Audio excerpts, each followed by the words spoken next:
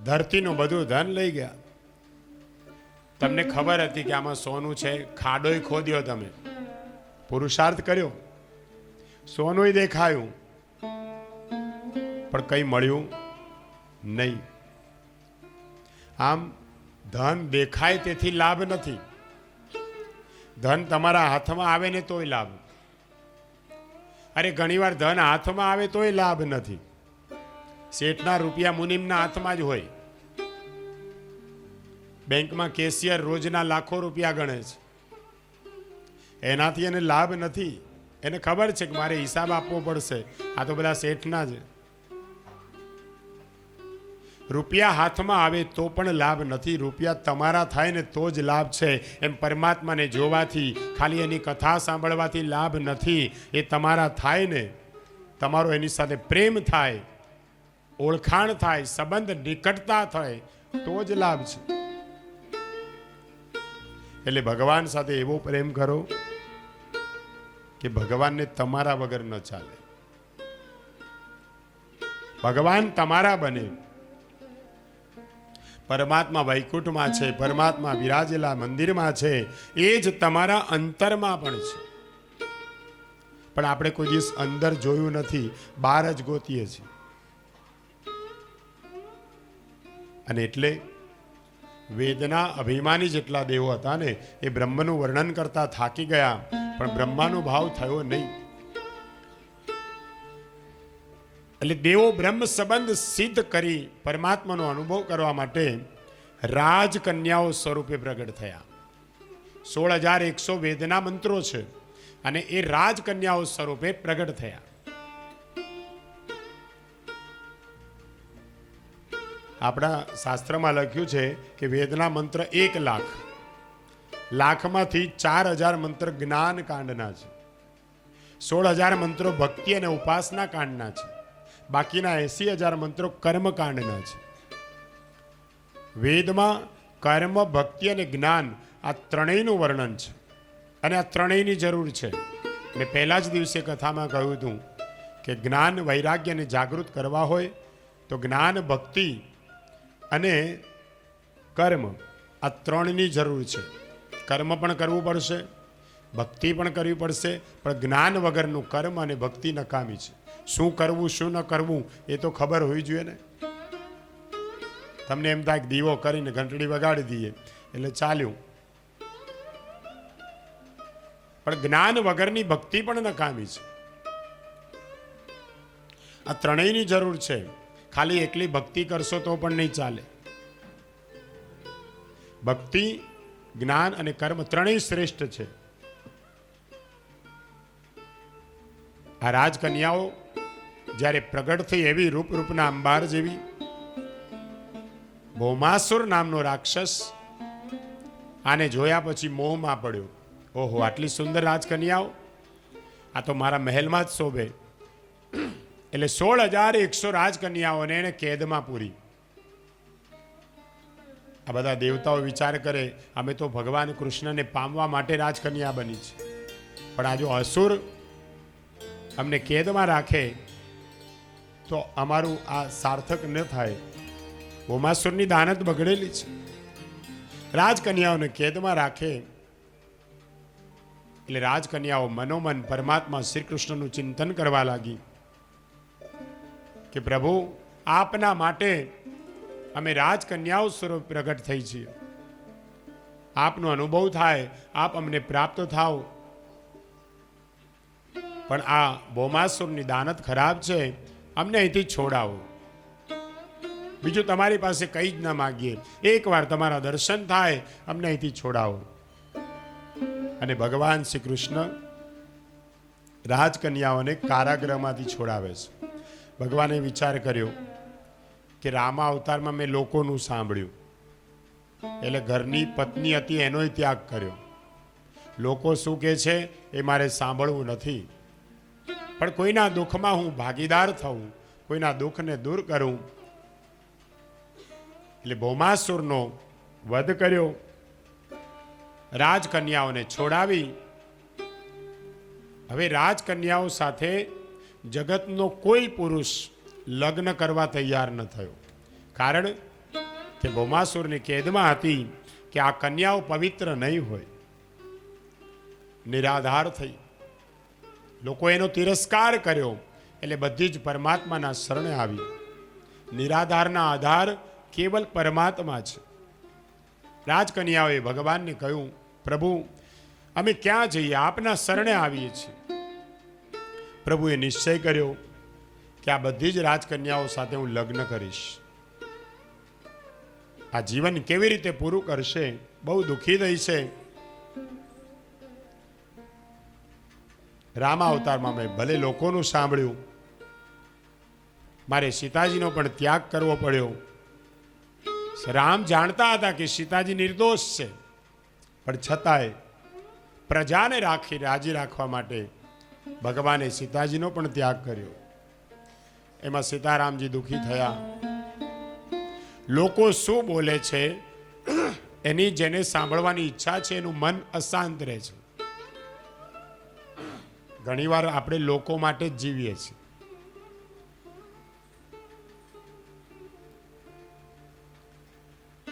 તમારા માટે લોકો સારું બોલે તો સાંભળશો નહીં. જ્યાં તમારા વખાણ થાય ત્યાં વધારે બેસશો નહીં. બહુ વખાણ થાય ને તોય અભિમાન આવે.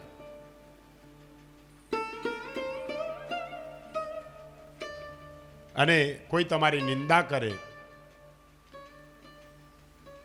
તો દુઃખી થશો નહીં. તમારા મનને જો શાંત રાખવું હોય ને તો તમારા માટે લોકો જે બોલે છે એ સાંભળવું નહીં. કૃષ્ણાવતારમાં પ્રભુએ નિશ્ચય કર્યો, ગમે તે બોલે લોકો, મને યોગ્ય લાગે એ જ મારે કરવું છે.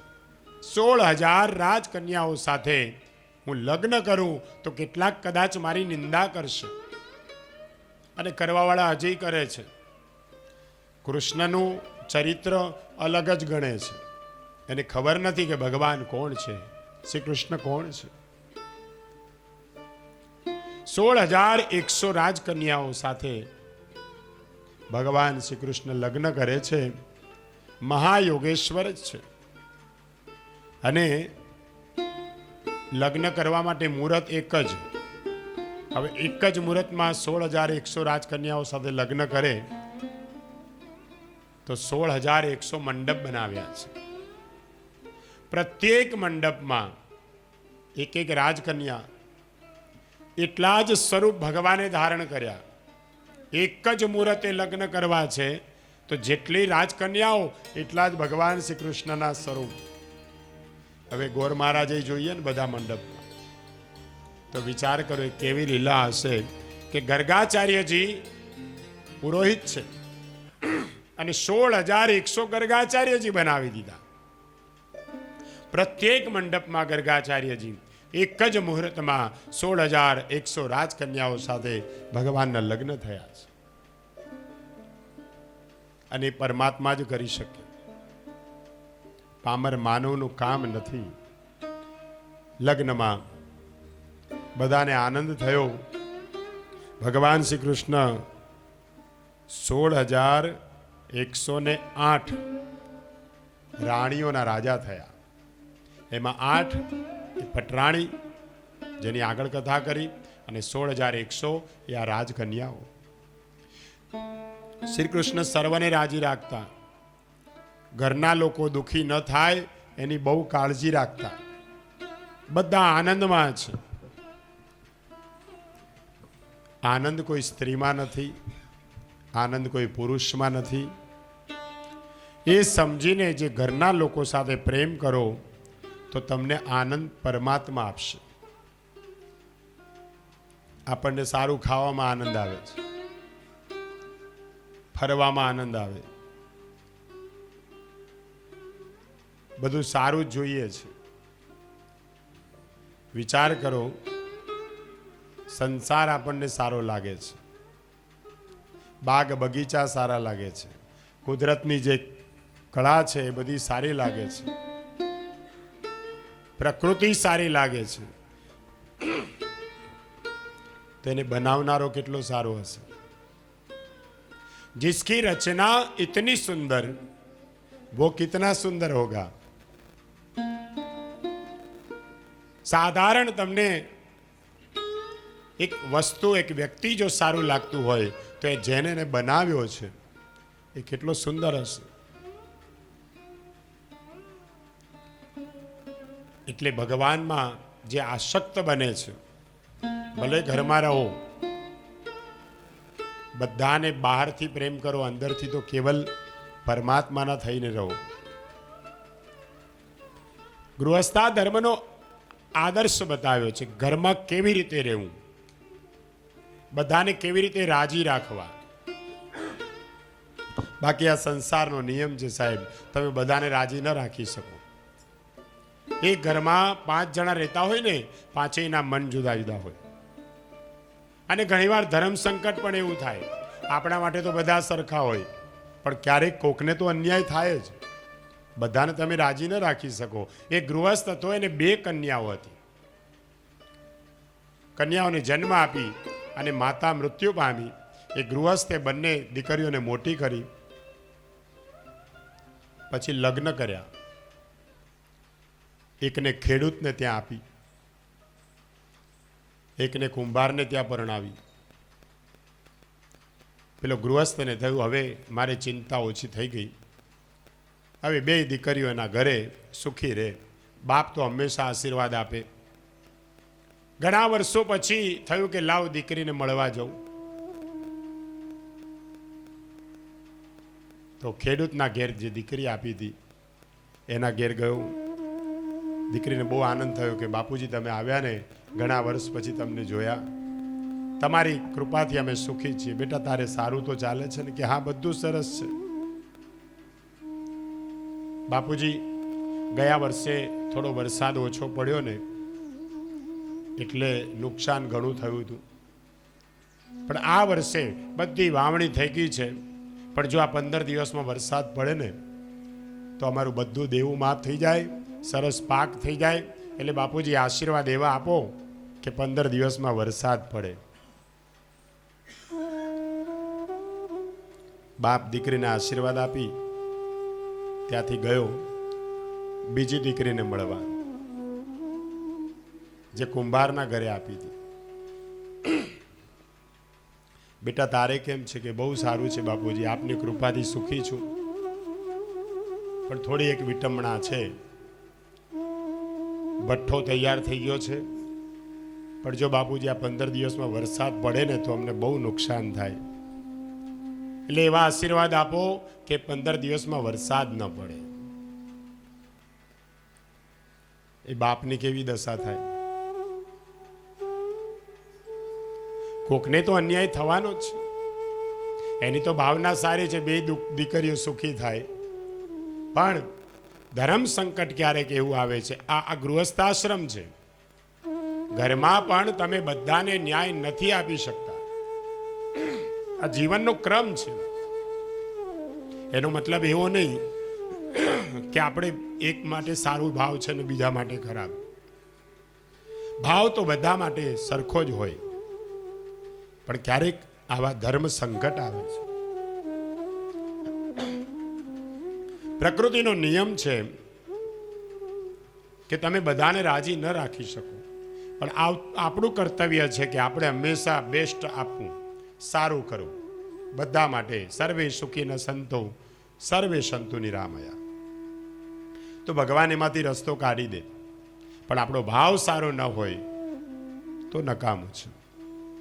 એટલે ગૃહસ્થાશ્રમ બતાવ્યો છે. ભગવાન ક્યારેક ક્યારેક એવી લીલા કરે છે. આટલી બધી રાણીઓ હોય, સૌથી મોટી કોણ આમાં? રૂકમણી. પહેલું લગ્ન એટલે ઘરમાં આમ થોડી લીડર હોય ને કે આ બધી મારા હાથ નીચે. સૌથી પહેલા ભગવાન મને લેવા આવ્યા. રૂકમણીને થોડો વિચાર થાય કે આ બધામાં હું જ સુંદર દેખાઉં છું, ભગવાન મારે આધીન જ છે. એટલે એક વાર કૃષ્ણની સેવા કરતા કરતા રૂકમણીજીને સૂક્ષ્મ અભિમાન આવ્યું. પોતાના શણગારને જુએ, સાડી જો ફરી પાછી દર્પણમાં જોઈ આવે વાળ પર સરખા કરે, પાછી ભગવાનની સેવામાં. આજે કૃષ્ણએ જોયું કે રૂકમણીજીનું ધ્યાન સેવામાં નથી. લાગે છે એને પોતાના સ્વરૂપનું થોડું સૂક્ષ્મ અભિમાન આવ્યું છે. એટલે અભિમાનને દૂર કરવા માટે ભગવાને કહ્યું કે દેવી, તમે શું જોઈને મારી સાથે લગ્ન કર્યા? હું તો બીકણ છું, રણછોડ છું. મથુરા છોડી અને છેક ખારા દરિયામાં અહીંયા આવીને વસ્યો છું. મને બધાની રાજાઓની બીક લાગે છે.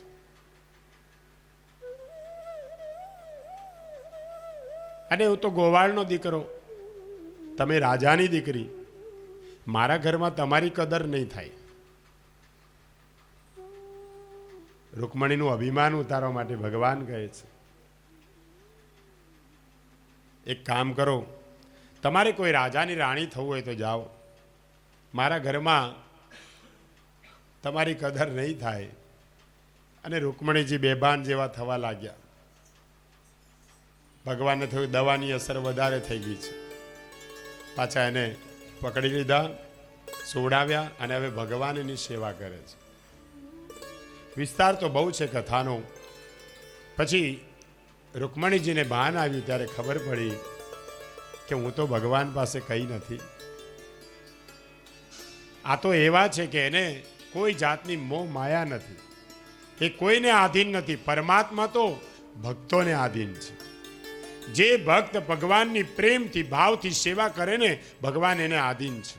એટલે કળિયુગમાં ભક્તાધીન બન્યો છે. તમે જ્યારે બોલાવો ત્યારે આવી જાય, જ્યાં બેસાડો ત્યાં બેસી જાય, જે આપો એ પ્રેમથી લઈ લે. પછી રૂકમણીજીને ખબર પડી કે હું તો કંઈ નથી પ્રભુ, તમે ખરું કહો છો, મારું તમારું કજોડું થયું છે, હું તમારે લાયક જ નથી.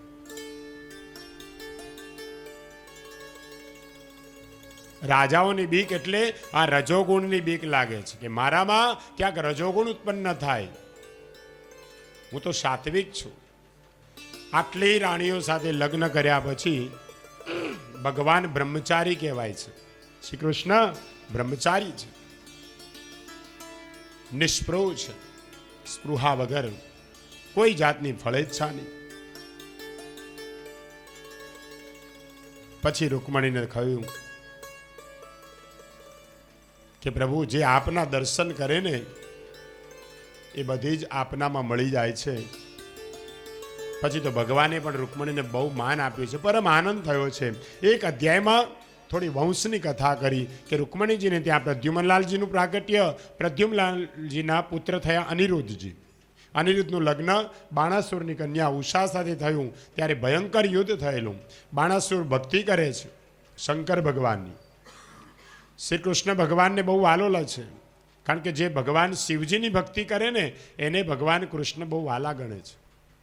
સાચો વૈષ્ણવ તો એ જ છે.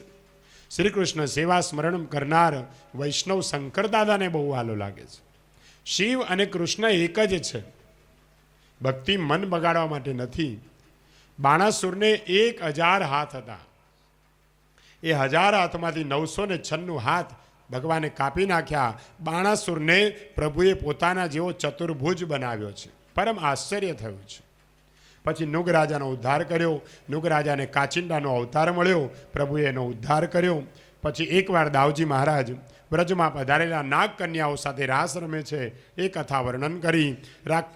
એમાં વિવિધ નામનો રાક્ષસ બધાને બહુ ત્રાસ આપતો હતો, એનો ઉદ્ધાર કર્યો એ કથા કરી. રામજી વજમાં પધારેલા એ સમયે કુરુપ દેશના રાજા પૌંડ્રુક દ્વારકામાં યુદ્ધ કરવા માટે આવ્યા. ભગવાને પૌંડ્રુક રાજાને તેના મિત્ર કાશીરાજને સદગતિ આપી. દુર્યોધનની કન્યા લક્ષ્મણાજી સાથે શામનું લગ્ન થયું તે પ્રસંગ વર્ણન કર્યો. અને એક અધ્યાયમાં નારદ પરિહાસની પણ કથા છે. નારદજી ફરતા ફરતા દ્વારકામાં પધાર્યા છે. દ્વારકામાં કેટલા મહેલ છે? 16,108 મહેલ. એટલે નારદજી વિચાર કરે છે કે આટલી બધી કન્યાઓ સાથે લગ્ન કર્યા તો ભગવાન કંઈ બધી કન્યાઓ પાસે તો રહી ન શકે. એટલે હું જાઉં, જે કન્યા પાસે, જે રાણી પાસે ભગવાન નહીં હોય એ રાણીની કાન ભંભેરી કરીશ કે તારા ઉપર તો પ્રેમ જ નથી, આ તો ખાલી આને જ પ્રેમ કરે છે. તારું તો ધ્યાને રાખતા નથી. પછી જે ઝઘડો થાય ને એ ઝઘડો જોવો છે. આ નારદજી નારાયણ નારાયણ કરતા નારદજી પધાર્યા. પહેલો જ મહેલ આવ્યો રૂકમણીનો. દરવાજો ખખડાવ્યો ત્યાં તો સ્વયં ભગવાને દરવાજો ખોલ્યો. અરે પધારો પધારો નારદજી, ઘણા સમય પછી તમે આવ્યા, આવો આવો પધારો. નારદજી બેઠા. બોલો શું લેશો અને કેમ આવવાનું થયું? તો કે બસ કંઈ નહીં, અહીંથી નીકળ્યો એટલે થયું લાવ તમારા દર્શન કરતો જાઉં. ભગવાન સમજી ગયા કે શું કરવા આવ્યો છે. અચ્છા દર્શન કરવા છે કે હા કરો દર્શન. નારદજી વિચાર કર્યો 16,100 મહેલ છે, આ અહીંયા છે એટલે બીજે તો નહીં જ હોય. હું જલ્દી અહીંથી જાઉં અને બીજે જઈ અને રાણીને ચડાવીશ. પ્રભુ બસ કંઈ ખાવું પીવું નથી, અહીંથી નીકળ્યો તો થયું તમારા દર્શન કરતો જાઉં, હવે મને રજા આપો. ભગવાન કે જવું જ છે કે હા સારું જાઓ. ત્યારે નારદજી બહાર નીકળ્યા, દરવાજો બંધ થયો, બીજા મહેલમાં ગયા. હવે નારદજીને ખાતરી કંઈ તો હોય જ નહીં. દરવાજો ખખડાવ્યો ત્યાં ભગવાને જ દરવાજો ખોલ્યો. અરે પધારો પધારો નારદજી. નારદજી માથું ખંજવડે. પ્રભુ આપ? કે હા બોલો બોલો, કેમ આવું થયું? બસ તમારા દર્શન કરવા માટે. તો કરો દર્શન. ત્યાંથી નીકળ્યા નારદજી ત્રીજા મહેલમાં. હવે વિચાર કરે છે હવે દરવાજો ખખડાવો જ નથી, બહારથી પૂછી લઉં. જે મહેલમાં નહીં હોય ને એમાં જઈશ. એટલે બહારથી પેલા સિપાહીઓને પૂછે કે માલિક અંદર છે? તો કે હા. શું કરે? કે સ્નાન કરે છે. ચોથા મહેલમાં ભગવાન? તો કે જમવા બેઠા છે. પાંચમા મહેલમાં? તો કે ભગવાન? તો કે સેવામાં છે. છઠ્ઠા મહેલમાં ભગવાન? તો કે સૂતા છે. એક એક કરીને 16,108 મહેલ ફર્યા. આખો દિવસ પૂર્ણ થઈ ગયો.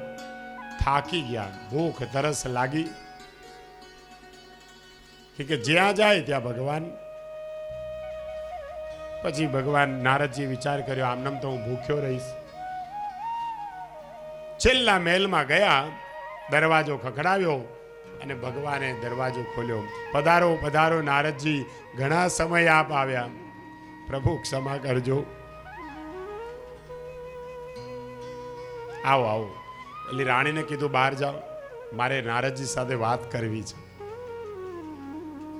રાણી બહાર ગઈ, દરવાજો અંદરથી બંધ કર્યો અને નારદજીનો કાન પકડ્યો. એટલે નારદ.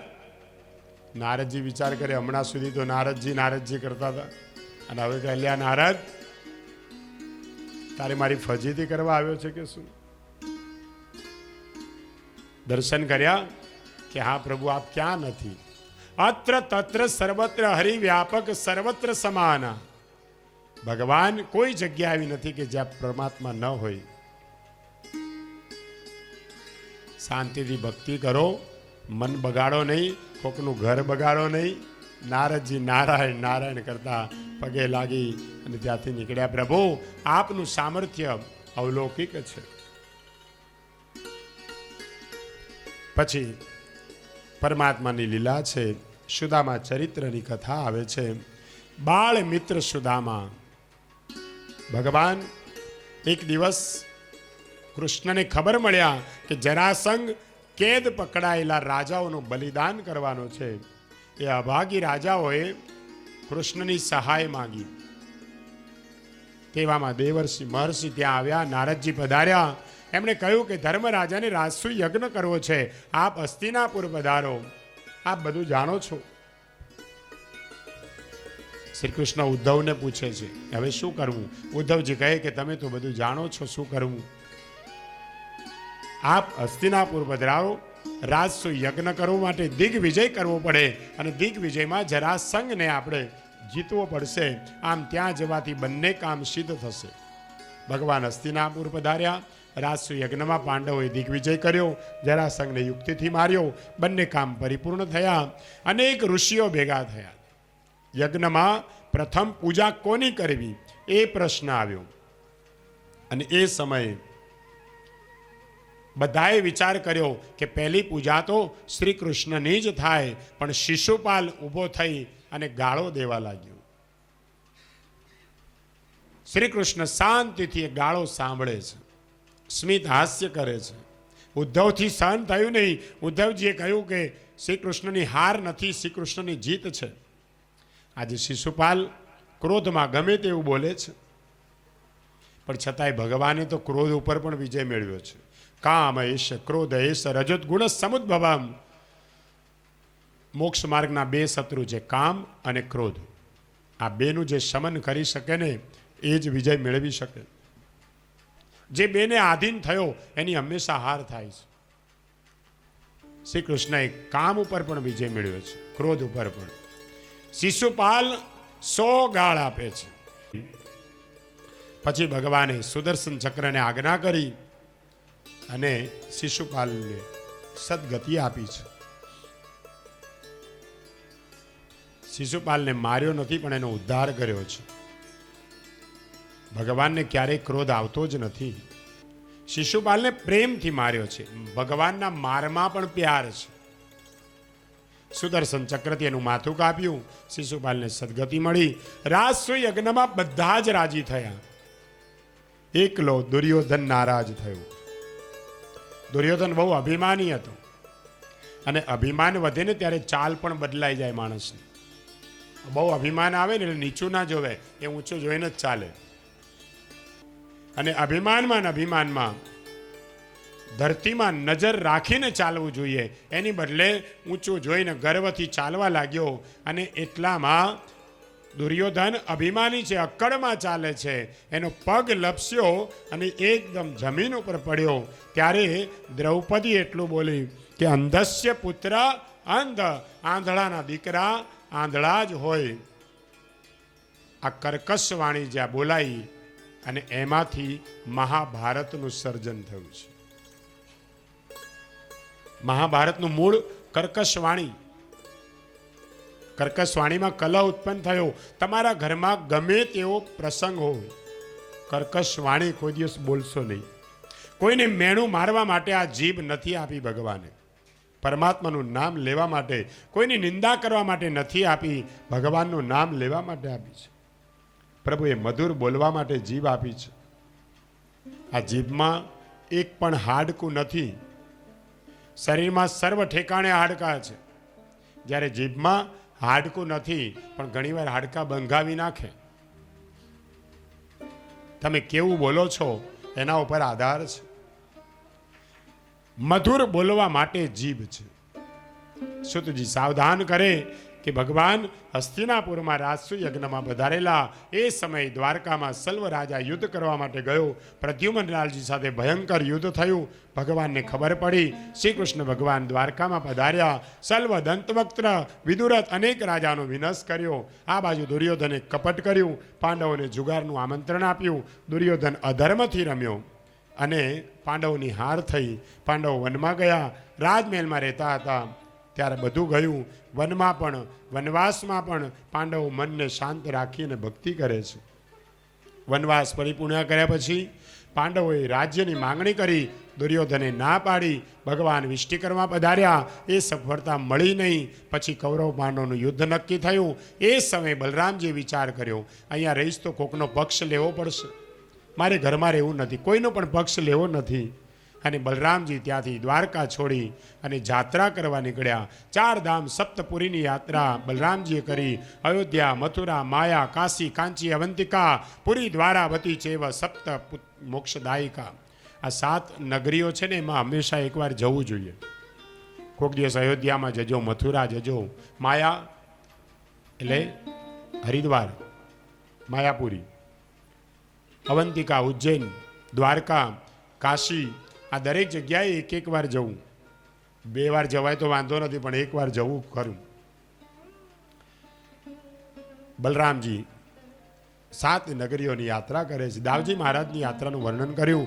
નૈમિષારણ્યમાં પધાર્યા. ઋષિઓ સાથે સત્સંગ કર્યો. બિલ્વ રાક્ષસને માર્યો. બલરામજીની લીલા પણ અનંત છે. સુખદેવજી મહારાજ વર્ણન કરે છે, હે રાજન, ભગવાન મારા બહુ દયાળુ છે. એના બાલ મિત્ર સુદામા દેવની કથા કરી છે. કૃષ્ણસ્યાસિત સખા કશ્ચિત બ્રહ્મણો બ્રહ્મવિત્તમ વિરક્ત ઇન્દ્રિયાર્થેષુ પ્રશાંતાત્મા જીતેન્દ્રિય. કેવા છે સુદામા દેવ? ભગવાન શ્રી કૃષ્ણના સખા બાલ મિત્ર સુદામા દેવની કથા કરી છે. સુદામા દેવ ગરીબ છે પણ મહાન જ્ઞાની છે. સુદામા દેવ એવો નિશ્ચય કર્યો કે જ્ઞાનનું ફળ એ પૈસો નથી, મારે જ્ઞાનનો ઉપયોગ પરમાત્માના ધ્યાનમાં કરવો છે. એટલે સુદામા દેવે એક વ્રત લીધું, અયાચિત વ્રત. અયાચિત વ્રતના બે અર્થ છે. એક, કોઈના ઘેર ક્યારેય માગવા જવું નહીં. બીજું, કોઈ આપે તો લેવાનું, પણ એ દિવસે જ વાપરી નાખવાનું. સૂર્યાસ્ત થાય ત્યાં સુધીમાં જે કંઈ હોય એ વાપરી નાખવાનું, કાલ માટે કશું રાખવાનું નહીં. અને એટલે સુદામાદેવ ગરીબ રહ્યા છે. સૂર્ય અસ્તમાં જતા પહેલા એનો ઉપયોગ કરી લેવાનો, એટલે ગરીબ રહ્યા. સુદામાદેવ છતાંય શાંત છે, અતિ ગરીબ પણ જીતેન્દ્રિય છે, મહાન તપસ્વી છે. કેવલ પૈસાથી કોઈ સુખી થવાતું નથી. જેનું મન શાંત છે ને એ સુખી છે. ભલે કંઈ ના હોય પણ મન શાંત હોય. સંતોષી નર સદા સુખી. જેના જીવનમાં સંતોષ છે. લોકો જેને પોરબંદર કહે છે એ સુદામાપુરી છે. સુદામાદેવ ત્યાં બિરાજતા હતા. સુદામાદેવના પત્નીનું નામ ભાગવતમાં ક્યાંય લખ્યું નથી, પણ અન્ય ગ્રંથોમાં આવે છે કે સુદામાદેવની પત્નીનું નામ છે સુશીલા. મહાન પતિવ્રતા, પતિને જ પરમાત્મા માને. સ્ત્રીની પરીક્ષા છે ને હંમેશા સંપત્તિમાં થતી નથી, વિપત્તિમાં જ થાય છે. પતિ બહુ કમાતો હોય, ઘરમાં બધી જાઓ જલાલી હોય, તો સ્ત્રી શાંતિથી સુખેથી રહે, એમાં કોઈ નવાઈ નથી. પણ કશું જ ના હોય, વિપત્તિના વાદળ ઘેરાયા હોય, છતાં એ સ્ત્રી પતિને પ્રેમ કરે, એ ઘરને પોતાનું માની રહે, એ નારી એ નારાયણી છે. એટલે સ્ત્રીની પરીક્ષા સંપત્તિમાં નહીં, વિપત્તિમાં જ થાય છે. પતિના ઘરમાં ખાવાનું નથી, કપડાં નથી. પતિવ્રતા સ્ત્રી સુશીલા પતિને પરમાત્મા માને છે, દુઃખ સહન કરે છે. કોઈ દિવસ સુદામા દેવને એવું કહ્યું નથી કે તમારે જો પૈસા માટે પ્રવૃત્તિ નથી કરવી તો પછી મને લગ્ન મારી સાથે કર્યા શું કરવા. મહાન પતિવ્રતા સ્ત્રી છે. સુશીલા અતિ સુશીલ હતી. ઘરમાં એક જ સાડી હતી. સ્નાન કરે ત્યારે એ શરીર ઉપર જ સુકાવે, બીજી કોઈ સાડી નહીં. ઘરમાં ખાવાનું નહીં. સુદામાદેવ મહાન જ્ઞાની છે. કોઈ દિવસ એને બોલવાની ઈચ્છા થાય ત્યારે ઘરમાં ઠાકોરજીની સન્મુખ કથા કરે. ભગવાન મારા શ્રોતા, ભગવાન સાંભળે અને હું બોલું છું. પત્નીને કહે ક્યારેક તને સમય હોય તો થોડી વાર બેસ, મારી કથા સાંભળ. સુશીલા કથા સાંભળે, એને બહુ આનંદ થાય. કેવું બોલે છે. આવી કથા જો કોઈના ઘરે જઈને કરે તો ઘણું ધન મળે એમ છે. મારા પતિદેવ પૈસા માટે ક્યારેય ક્યાંય ગયા જ નથી, અતિ સંતોષી છે. સુશીલા પણ એવી રીતે પવિત્ર જીવન ગાળતી. પરમાત્માની કંઈક લીલા છે કે સુશીલાને એક બાળકનો જન્મ થયો. એ બાળક માને ત્રાસ આપવા લાગ્યું, કારણ કે ભૂખ લાગી છે, ખાવાનું નથી, ઠંડી પડે છે, કપડાં નથી. સુદામાદેવની ઝૂંપડી પણ એવી હતી કે તડકો પણ ઘરમાં આવે, વરસાદ પણ આવે, ઠંડી પણ પડે, છતાંય મહારાજનું મન શાંત છે. અનુકૂળ પરિસ્થિતિમાં મનને શાંત રાખે એ તો ઠીક છે, પણ પ્રતિકૂળ પરિસ્થિતિ હોય છતાંય મનને શાંત રાખે છે. માને બાળક ભજવે, માનું હૃદય છે. સુશીલા બહુ વ્યાકુળ થાય, પ્રભુએ મને માં બનાવી પણ બાળકને કંઈ ખાવાનું આપ્યું નથી. આના કરતાં મને વાંજણી રાખી હોત તો સારું હતું. એના પિતાને પૈસા માટે ક્યારેય પ્રવૃત્તિ કરવાની ઈચ્છા થતી નથી. અને હું મારા પતિદેવને કેવી રીતે કહું, તમે ભક્તિ છોડી અને કંઈક પ્રવૃત્તિ કરો? મારાથી એવું બોલાય નહીં. બાળક માને ત્રાસ આપે છે. એક દિવસ સુશીલાએ વિચાર કર્યો, હું મારા પતિદેવને યુક્તિથી સમજાવીશ. સુશીલાએ સાંભળ્યું. પતિને બાજુમાં બેસાડ્યા. કહ્યું, સ્વામી, તમે રોજ મને કથા સંભળાવો છો ને, આજ તમારી જ કથા હું તમને સંભળાવું. તમારા મુખેથી મેં સાંભળ્યું હતું એ જ હું તમને સંભળાવું છું. તમે એકવાર કથામાં એવું કહ્યું છે કે શ્રી કૃષ્ણ મિત્રો માટે માખણચોર કહેવાયા છે. શ્રી કૃષ્ણને મિત્રો બહુ વાલા છે. મિત્રોને બહુ પ્રેમ કરે છે. માથું હલાવ્યું સુદામાએ અને કહે છે કે હા દેવી, મારો કનૈયો મિત્રો સાથે પ્રેમ કરે છે. અરે મિત્રોને માટે તો એ માખણ ચોર કહેવાયો છે. એને મિત્રો બહુ વાલા લાગે છે. સુશીલાએ હાથ જોડ્યા. સ્વામી, તમે પણ દ્વારકાનાથના મિત્ર છો ને? સુદામા દેવી કહ્યું, હા ખરું છે, હું પણ દ્વારકાનાથનો મિત્ર છું. અમે એક જ ગુરુકુળમાં ભણતા હતા. હું શ્રી કૃષ્ણનો મિત્ર છું.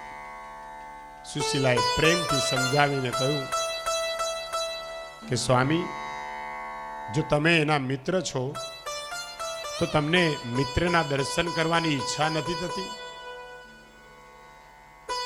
તમારા મિત્રને મળવા તો જાઓ. સુદામા દેવે કહ્યું, દેવી, હું પૈસા માટે જરાય પ્રવૃત્તિ કરતો નથી. હું મારા મિત્રને મનથી મળું છું, મનથી એના દર્શન કરું છું, હું એના નામનો જપ કરું છું. સુશીલાએ કહ્યું, તમે મનથી મળતા હશો, દર્શન કરતા હશો, પણ પ્રત્યક્ષ દર્શન કરવા કેમ નથી જતા? એકવાર તમે પ્રત્યક્ષ દર્શન કરવા તો જાઓ. સુદામા દેવ કહે છે, દેવી, હું પ્રત્યક્ષ દર્શન કરવા નથી જતો. એનું એક જ કારણ છે. હું કૃષ્ણનો મિત્ર છું, પણ હું દરિદ્ર નારાયણ છું. મારા શ્રી કૃષ્ણ લક્ષ્મીપતિ નારાયણ છે. કોઈ ગરીબ, કોઈ દરિદ્ર પૈસાદારને ઘેર જાય તો કદાચ લોકો એવું કહેશે કે કંઈક લેવા ગયો છે. કોઈને એવી શંકા જાય કે કદાચ કંઈક માગવા આવ્યો હશે. મારો નિયમ છે, માગવું અને મરવું બે સરખું છે. ગમે તે થાય પણ હું નહીં માગું. પ્રભુના દ્વારે હું માગવા નહીં જાઉં. ભગવાનને જે આપવું હશે તે ઘેર આવીને આપશે. સુશીલા પતિદેવને પ્રેમથી સમજાવવા લાગી, હું એવું નથી કહેતી સ્વામી કે તમે ત્યાં જઈને કંઈક માગો. તમે જ કથામાં કહ્યું હતું કે દ્વારકાનાથની આંખો સદાય માટે પ્રેમ ભીની હોય છે. એ તમને જોશે ને ત્યાં જ સમજી જશે.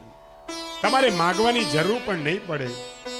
લોકો બાગમાં જાય તો ફૂલ પાસે સુવાસ માગતા નથી, એમનામ સુગંધ આપે છે. ભગવાન તો પરમેશ્વર છે. તમારે માગવાની જરૂર નથી. ઝાડ વગર માગીએ સુવાસ આપે છે. એ તો અંતર્યામી છે. ત્યાં જઈને કેવલ સન્મુખ જવાની જરૂર છે, માગવાની જરૂર નથી. તમે પણ મંદિરે દેવ દર્શન કરવા જાઓ ને તો કંઈ માગશો નહીં. કેવલ જજો. જવાની બહુ જરૂર છે. જશો તો ઓળખશે, નહીં જાઓ તો ઓળખાણ નહીં થાય. એક સુરદાસ અંધ માણસ જોઈ શકતો નથી, દેખાતું નથી આંખે, છતાંય રોજ મંદિરે દર્શન કરવા જાય. મંદિરમાં એટલી બધી ભીડ થાય કે બિચારા એ સુરદાસને કોઈ અડફેટે ચડાવે, કોઈ ધક્કો મારે, ક્યાંક પડી જાય, ક્યાંક વાગી જાય. કોઈએ પેલા સુરદાસને કહ્યું કે ભાઈ તમે શા માટે આવો છો? તમને દેખાતું તો છે નહીં, તમે અંધ છો. બહાર બેસીને પ્રેમથી પરમાત્માનું ચિંતન કરો. અહીં ખોટા ભીડમાં હેરાન થવા આવો છો, તમને દર્શન તો થતા નથી, તો શું કરવા આવો છો? સુરદાસે એટલું કહ્યું કે ભાઈ હું આંધળો છું, પણ મારો ભગવાન આંધળો નથી. હું તો હાજરી પુરાવા આવું છું, એ મને જોઈ લે એટલે બસ. ભગવાનની સન્મુખ જવાની જરૂર છે, કઈ માગવાની જરૂર નથી. અને ભગવાનને કહેજો કે બે હાથ ને મારા ફેલાવું ત્યાં તારી ખુદાઈ દૂર નથી. હું માગું અને તું આપે, વાત મને મંજૂર નથી. સુદામા દેવ મહાન યોગી છે, પણ એના મનમાં થોડુંક અભિમાન હતું સુદામા દેવ કે બીજા બ્રાહ્મણો જેમ રખડે એમ હું કોઈને ત્યાં જતો નથી. મારો નિયમ છે, હું પ્રભુના દ્વારે નહીં જાઉં. સુશીલાએ પતિદેવને પ્રેમથી સમજાવ્યા છે અને કહ્યું પ્રભુના દ્વારે ન જવું એ તો અભિમાન કહેવાય. તમે બહુ મોટા છો, પણ મનમાં આવું અભિમાન રાખશો નહીં. પત્નીએ પતિદેવને પ્રેમથી સમજાવ્યા છે, સત્સંગ કર્યો. બહુ યુક્તિથી સુદામા દેવના મનમાં જે અભિમાન હતું એ અભિમાન ઉતાર્યું. સુદામા દેવને મનમાં આવ્યું કે મારી પત્ની મને શું ખોટું કહે છે. અરે લગ્ન કર્યા પછી આજ સુધી મેં એને જરા પણ સુખ આપ્યું નથી, અને ખાવાનું આપ્યું નથી, કપડા આપ્યા નથી. મારા ઘરમાં એને બહુ દુઃખ છે, છતાંય મને પરમાત્મા માને છે. મારા માટે એના હૃદયમાં કેવો ભાવ છે, બહુ લાયક છે. એથી હું ભક્તિ કરી શકું છું. કોઈ દિવસ ત્રાસ આપતી નથી. મને રોજ સમજાવે છે કે તમે ભગવાનના દર્શન કરવા જાઓ, દર્શન કરવા જાઓ. એ શું ખોટું કહે છે? દર્શન કરવા તો જવું જોઈએ. પ્રભુના દ્વારે હું નહીં જાઉં એ તો અભિમાન કહેવાય. હવે મારે અભિમાન મનમાં રાખવું નથી. હું દ્વારકાનાથના દર્શન કરવા જઈશ.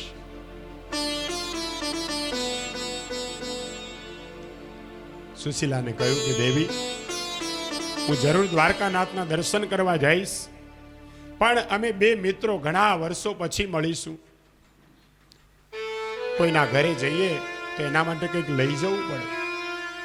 દ્વારકાનાથ માટે આપવા માટે મારી પાસે કાંઈ નથી. સુશીલાએ કહ્યું હું તમને ભેટ આપીશ. કોઈ દિવસ સુશીલા માગવા ગઈ નથી. આજે પાડોશમાં જઈને પૌવા માગ્યા. યાચિત્વા ચતુરો મુષ્ટિ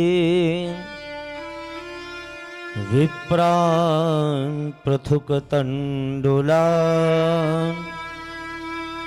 શૈલખંડેન તાન બધવા ભૈત્રે પાદાદુપાયનમ.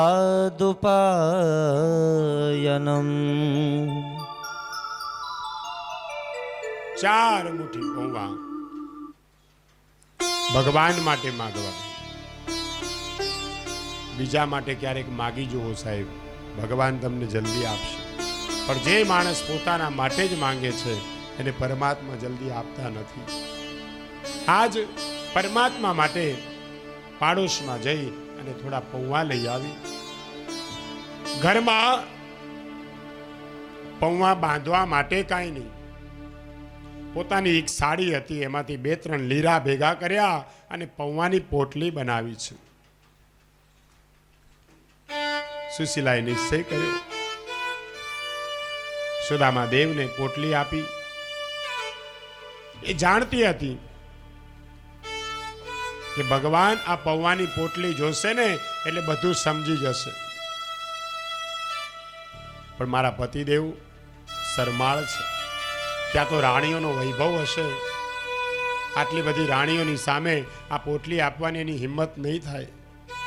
મારા પતિદેવ ગભરાશે.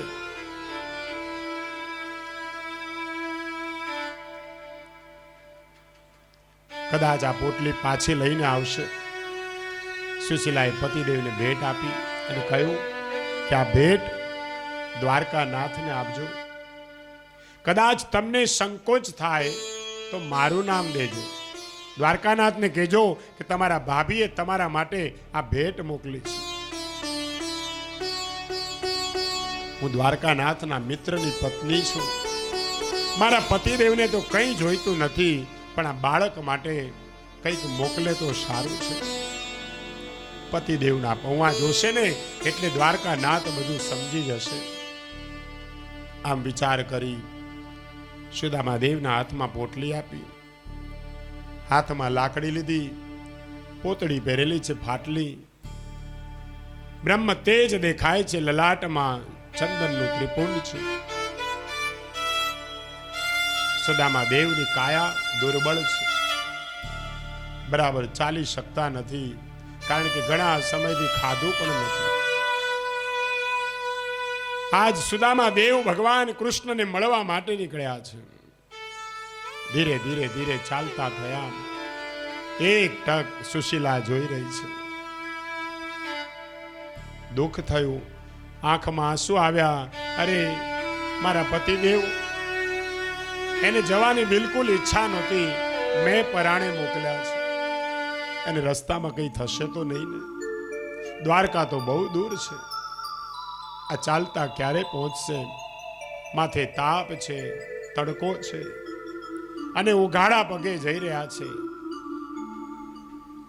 સૂર્યનારાયણ દેવને સુશીલા પ્રાર્થના કરે છે, હે સૂર્યનારાયણ દેવ, તમારા આધારે મારા પતિ દેવને હું દ્વારકાનાથ પાસે મોકલું છું. એ ત્રિકાળ સંધ્યા કરે છે. હું તમને વચન આપું છું, હું પણ તમારી પૂજા કરીશ. મારા પતિદેવનું ધ્યાન રાખજો. કાયા બહુ દુર્બળ છે.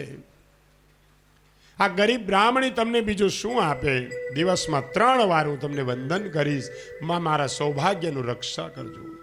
ભગવાન ભલે કદાચ પૈસો પણ ના આપે, પણ મારા પતિદેવ સુખ રૂપે ઘરે પાછા આવે, બીજી કોઈ ઈચ્છા નથી. સુદામા દેવ દ્વારકા જવા નીકળ્યા છે. દ્વારકાનાથનું સ્મરણ કરતા કરતા ચાલતા હતા. સુદામા દેવ વિચાર કર્યો કે ઘણા વર્ષો થયા અમે ગુરુકુળમાં સાથે રહેતા હતા. હું પત્નીના કહેવાથી જાઉં છું, પણ દ્વારકાનાથ મને ઓળખશે તો ખરા ને? મને એવું કહેશે કે હું તને નથી ઓળખતો. હવે મોટા થયા છે, રાજા થયો છે.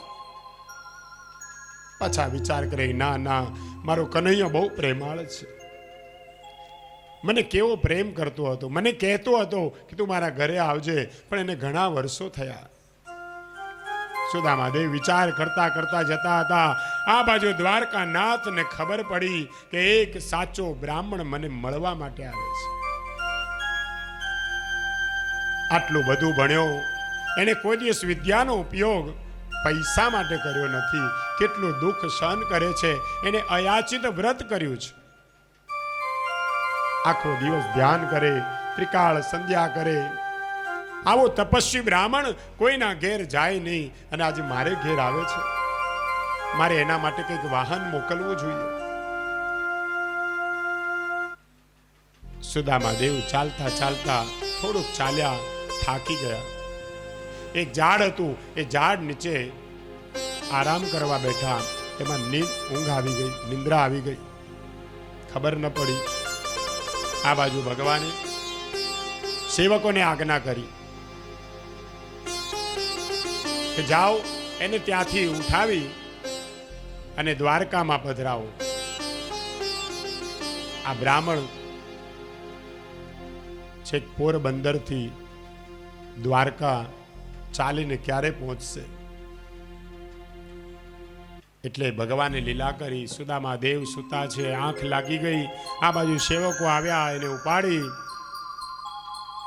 ગરુડમાં બેસાડી અને સીધા દ્વારકામાં એક ઝાડની નીચે સુવડાવી દીધા. કલાક એક પછી સુદામા દેવ જાગ્યા. એને થયું, અરે મને ઊંઘ આવી ગઈ, દ્વારકા તો બહુ દૂર છે, હું ક્યારે પહોંચીશ. ચાલવાનું શરૂ કર્યું. થોડેક આગળ ગયા, બધું અલગ અલગ દેખાયું, ચિત્ર વિચિત્ર દર્શન થયા. કોઈને પૂછ્યું કે ભાઈ આ કયું ગામ છે? પેલો કહેવા લાગ્યો કે મહારાજ આ દ્વારકા છે. હે, શ્રી કૃષ્ણની સોનાની દ્વારકા એ જ આ? કે હા મહારાજ, શ્રી કૃષ્ણની સોનાની દ્વારકા એ જ આ. સુદામાદેવ વિચાર કરે કે મારા ગામના લોકો કહેતા હતા કે દ્વારકા બહુ દૂર છે, તમને ઘણો સમય, ઘણા દિવસ લાગશે. આ તો સવારે નીકળ્યો છું અને અત્યારે દ્વારકા પહોંચી ગયો. દ્વારકા ક્યાં દૂર છે? અને સાચી ભાવના જેના મનમાં હોય ને એને ભગવાન ક્યાંય દૂર નથી. ભગવાન સામે ચાલીને આવે છે. તુમ 2 કદમ બઢો તો પરમાત્મા કહે છે મેં 10 કદમ બઢूंगा. तुम ध्यान मेरा लगाओ तो मैं हाजिर हो जाऊंगा. भगवान तो ध्यान मात्र थी. सुदामादेव विचार करे છે કે શ્રી કૃષ્ણનો મહેલ ક્યાં છે? તો કે આગળ જશો ને એટલે તમને 16,108 મહેલ દેખાશે. લોકોને પૂછવા લાગ્યા શ્રી કૃષ્ણ ક્યાં રહે છે? લોકોએ આશ્ચર્યથી પૂછ્યું આ કેવું બોલે છે? મહારાજ તમે શ્રી કૃષ્ણને ઓળખો છો? સુદામાદેવ કહે હું સારી રીતે ઓળખું છું ભાઈ. અમે એક જ ગુરુકુળમાં ભણતા હતા, હું એમનો મિત્ર છું. લોકોને આશ્ચર્ય થયું. ફાટેલી પોતળી પહેરી છે, ઘણા દિવસનો ભૂખ્યો દેખાય છે અને કહે છે હું શ્રી કૃષ્ણનો મિત્ર છું. આવાને કોઈ દિવસ શ્રી કૃષ્ણ મિત્ર બનાવે ખરા? મહારાજ તમે સાચું બોલો છો? કે હા ભાઈ, હું જીવનમાં ક્યારેય ખોટું બોલ્યો જ નથી, હું શ્રી કૃષ્ણનો મિત્ર છું. લોકોએ કહ્યું આ રસ્તે ચાલ્યા જાઓ, 16,108 રાજમહેલ છે, કોઈ પણ રાજમહેલમાં જશો ને ત્યાં શ્રી કૃષ્ણ બિરાજતા હશે. સુદામાદેવ આવ્યા છે. સૌથી પહેલો મહેલ રૂકમણીજીનો. રૂકમણીજીનો રાજમહેલ છે, સુંદર શોભા. એની ઐશ્વર્યનું કોણ વર્ણન કરી શકે? સાક્ષાત મહાલક્ષ્મી. સોનાનો રાજમહેલ, સુંદર બગીચો, સિપાહીઓ પહેરો ભરે છે. સુદામાદેવ દૂરથી રાજમહેલને જુએ છે. આમ આંખો અંજાઈ જાય એવું સોનું ચમકે. સુદામાદેવે 2 હાથ આમ કરી અને જોયું. હૃદય ગંગાજળ જેવું શુદ્ધ છે સુદામાદેવનું. હજી તો ભગવાને સ્વાગત પણ કર્યું નથી.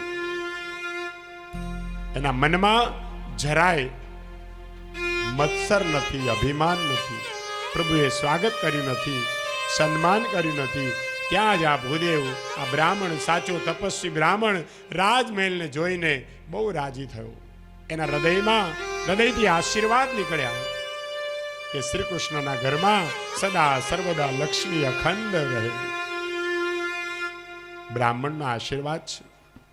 એક સિપાહી દોડતો આવ્યો. સુદામાદેવને કહ્યું મહારાજ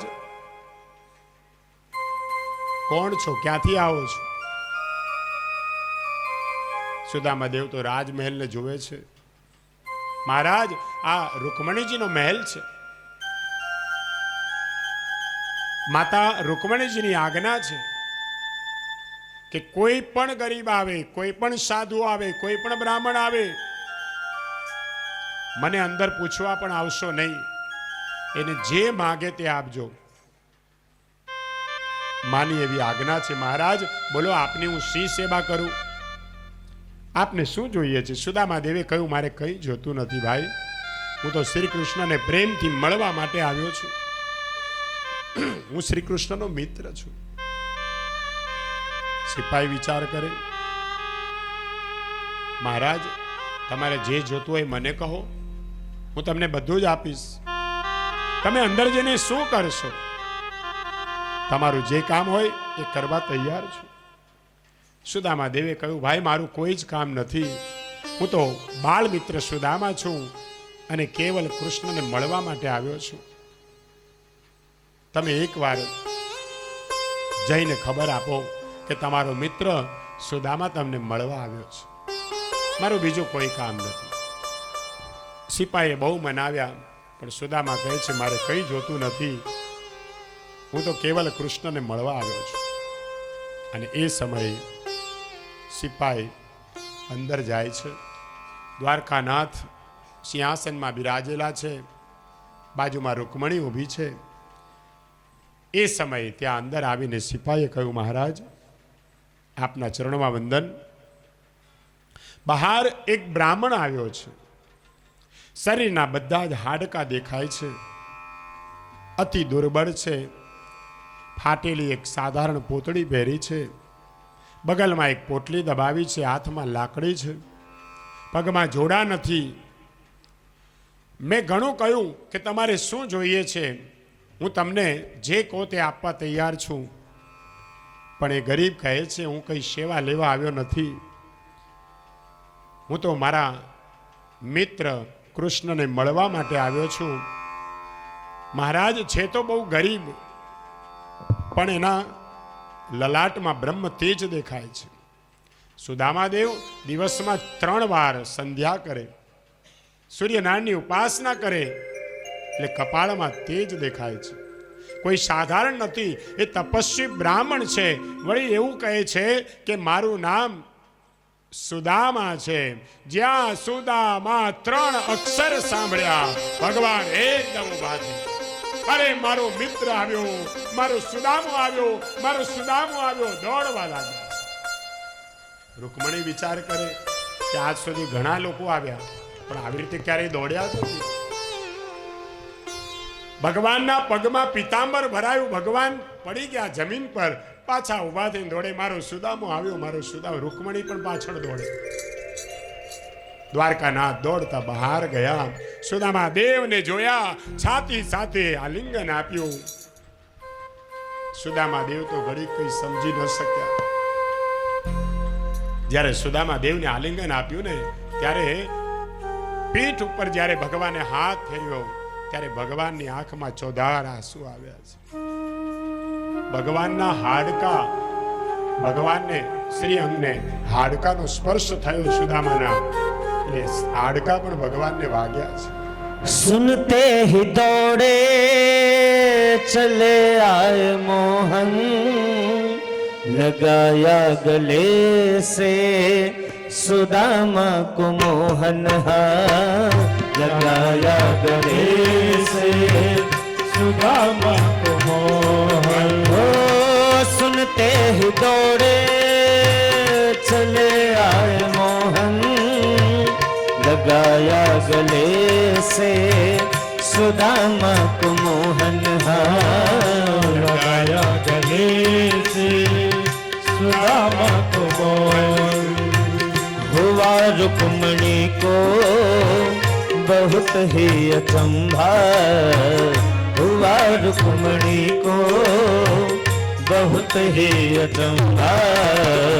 ये मेहमान कैसा अजीब आ गया है, ये मेहमान कैसा अजीब आ गया है. हो अरे द्वारपालों कन्हैया से कह दो, अरे द्वारपालों कन्हैया से कह दो कि मिलने सखा बद नसीब आ गया है, कि दर पे सुदामा गरीब आ गया है.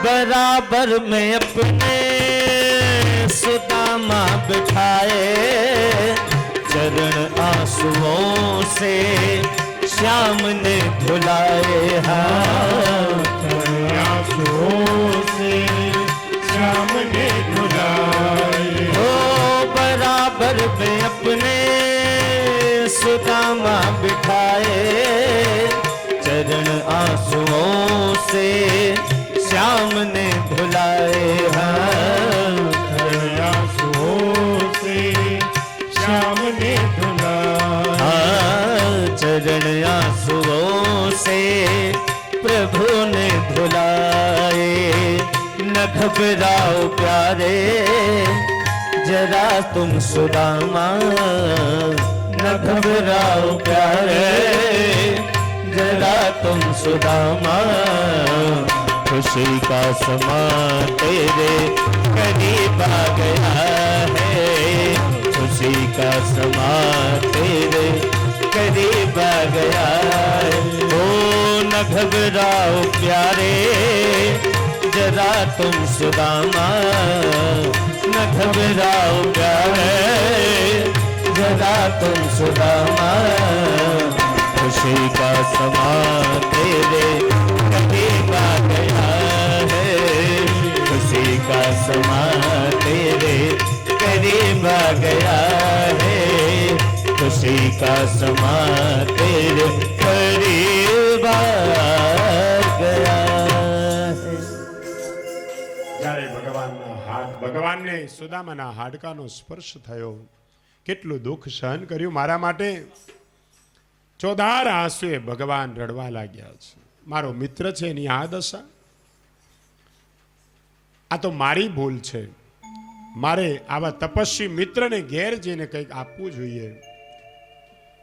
હું ત્યાં ગયો નહીં, મારી ભૂલ છે. નિયમથી સુદામા કોઈના દ્વારે જતા નથી અને આજ મારે ઘેર આવ્યા છે.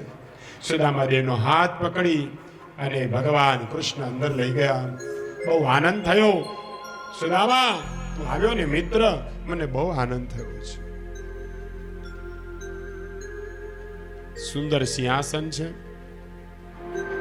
સિંહાસન ઉપર સુદામાને બેસાડ્યા. સુદામા કહે મિત્ર તું મોટો છે, તું ઉપર બેસું નીચે બેસીશ. ત્યારે ભગવાન કહે છે નહીં, મિત્ર સૌથી મોટો. અરે તારા કારણે તો મોટો બન્યો છું. તું આવ્યો ને મને બહુ આનંદ થયો, તું ઉપર બેસ. સોનાના સિંહાસનમાં સુદામાને બિરાજમાન કર્યા છે અને ભગવાન એના ચરણમાં બેઠા છે. રૂકમણીજીને કહ્યું કે મારે મારા મિત્રની પૂજા કરવી છે, તમે તૈયારી કરો. રૂકમણીજી જળ લઈને આવે એ પહેલા તો પ્રભુના આંખના આંસુએ એના ચરણ પખાડ્યા છે. ऐसे बेहाल बेवाइन सो पग कंटक जाल लगे किनी जोए। हाय महा दुख पायो सखा तुम आए इते न किते दिन खोए। देख सुदामा की दीन दशा करुणा करके करुणा निधि रोए।